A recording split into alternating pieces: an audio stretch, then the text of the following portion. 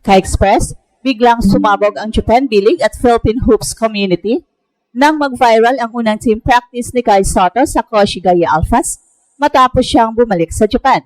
Malinaw na hindi joke ang kanyang comeback timeline at seryoso na ang plano ng kanyang club para ibalik siya on court sa January.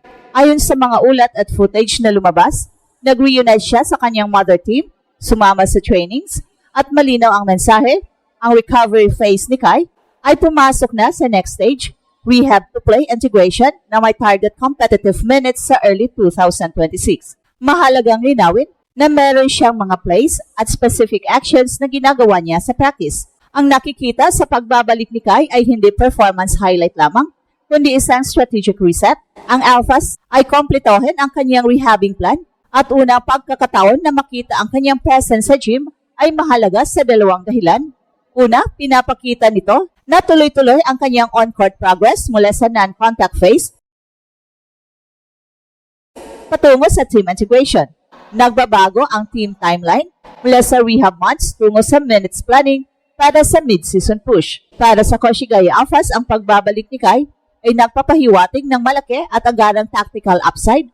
Hindi dahil siya ang instant solution sa lahat ng problema, kundi dahil nagdadala siya ng unique blend ng rim protection, vertical spacing at high post playmaking kapag fully fit siya. Mas maraming lineup options para sa coach, mas maluwag na spacing para sa mga shooters, at mas mataas na defensive ceiling sa ilalim. Kaya hindi nakapagtataka na ang team ay nagplano na ng specific reintegration steps habang pinapangalagaan ang kanyang health. Sa career narrative ni Kai, ang viral first practice ay milestone, simbolo ng matagumpay na rehabbing period at ng klase ng preparasyon na pwedeng mag-convert ng lost time sa isang deliberate skill and body upgrade.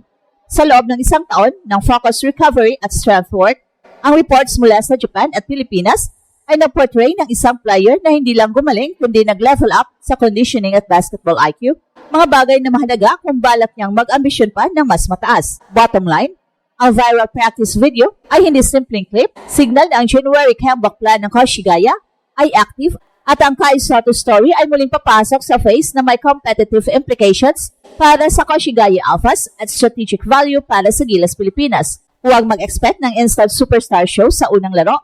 Ang totoo, ang pinaka-importanteng susi ngayon ay patience plus smart load management para gawing sustainable ang pagbabalik ni Kai. Matapos ang halos isang taon ng matinding rehab, uncertainty at tanong kung kailan muling makikita si Kai sa court, finally, nagbalik na si Kai sa Japan at agad naging viral ang unang practice niya kasama ang Koshigaya Alphas.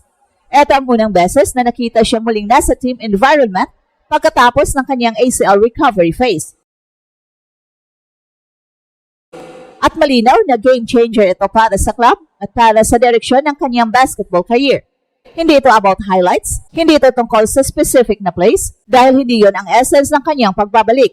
Ang tunay na balita dito, Kai is officially back with his mother team, integrated na sa training environment, at kumpirmadong na sa final stretch ng preparation para sa kanyang inaabangan January comeback. Ang context ay mahalaga. Bago pumunta sa Japan, umuwi muna si Kai sa Pilipinas para sa recovery monitoring, strengthening, at syempre para makasama ang Gilas bago sila pumunta sa Guam. Makikita sa timeline na kahit wounded siya, mahalaga pa rin siya sa national program, symbolic presence, pero strategic din para sa connection sa team. Pagkatapos ng Guam trip, bumalik siya sa Pilipinas, nagpahinga, nag-follow up sa medical clearance at mula roon, kinumpirma ang flight papuntang Japan. Paglapag niya doon, agad siyang nag-report sa Koshigaya Alphas facility at dito nagsimula ang pinag-uusapan ngayon.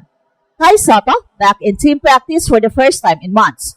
So ano ang ibig sabihin nito para sa Alphas? Ibig sabihin nito na lumampas na si Kai sa individual rehab phase at nasa team reintegration phase na. Ito ang stage kung saan sinusuri kung paano magre-respond ang kanyang katawan sa controlled basketball movements, light team involvement, at progressive physical demands. Hindi ito full contact, hindi pa ito heavy action, pero malaking hakbang ito na siyang hudyat na nasa final countdown na ang kanyang return to play program. Pangalawa, nagbabago ang competitive trajectory ng Koshigaya Alphas. Sa kasalukuyang Japan B-League season, kulang sila sa height, rim protection at presence sa loob, tatlong bagay na natural na ibinibigay ni Kai kapag healthy siya. Hindi nila inaasang agad na magiging 30-minute anchor siya sa kanyang pagbabalik, Pero ang simpleng posibilidad na magkaroon sila ng 7-3 presence in the paint ay nagbubukas ng bagong playbook options. Sa Japan B-League Division 2 kung saan every win counts, ang pagbabalik ni Kai ay pwedeng maging turning point para sa mid-season push. Career-wise, napakahalaga ng timing na ito. Ang injury ni Kai ay naging silent blessing. Binigyan siya ng oras para mag-rebuild ng kanyang katawan, mag-develop ng strength, stability at durability na matagal nang hinahanap sa kanya ng mga scouts. Sa panahon ng rehab, maraming ulat ang nagsasabing nag-improve ang kanyang conditioning, weight distribution, mobility efficiency at basketball IQ. At ang January comeback ay hindi lang simpleng pagbabalik, ito ay career reset, ang pinaka-importanteng chapter para makuha niya ang traction na matagal nang inaabangan ng mga fans, scouts at analysts. So sa ngayon, malinaw ang mensahe, Kai Sotto is officially back in the gym, back with his team, and back on track. This is the real beginning of his comeback story.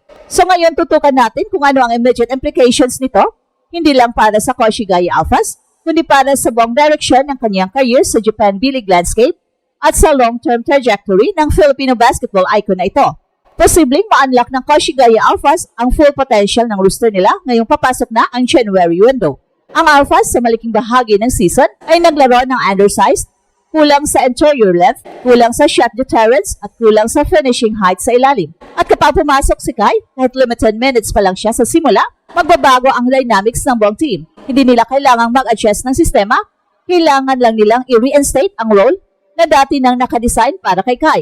Defensive anchor, lob threat at high-efficiency finisher. Ang isang malaking tao na may 7-3 frame sa Division 2 ay immediate mismatch.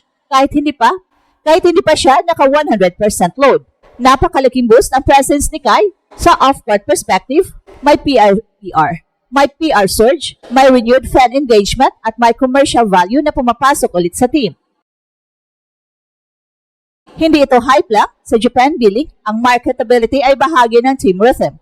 Lalo na sa mid-season, where attendance matters, kung saan pumupunta si Kai, sumasabay ang mga Pinoy crowd at Japanese media. This adds a psychological lift to the team. Mas energized, mas may spotlight, mas may urgency ang bawat laro. Ang ganitong intangible effect ay rare, hindi nakukuha sa kahit sinong player sa Division 2. Kai is a unique presence. At ang pinaka-critical na angle, Kai Sotto's comeback signals the reopening of his long-term NBA trajectory. Ito ang pinakamahalagang element sa buong kwento. Viral, first practice video ni Kai Sotto sa Koshigaya Alphas ay hindi simpleng balik ensayo. Isa itong turning point. Ito ang official na simula ng kanyang full comeback arc para sa club, para sa bansa at para sa sarili niyang career ambitions. January is no longer a possibility, it is now a countdown. At ito ang Express Info kung saan bawat kwento, ginulat ang mundo. Don't forget to like and subscribe.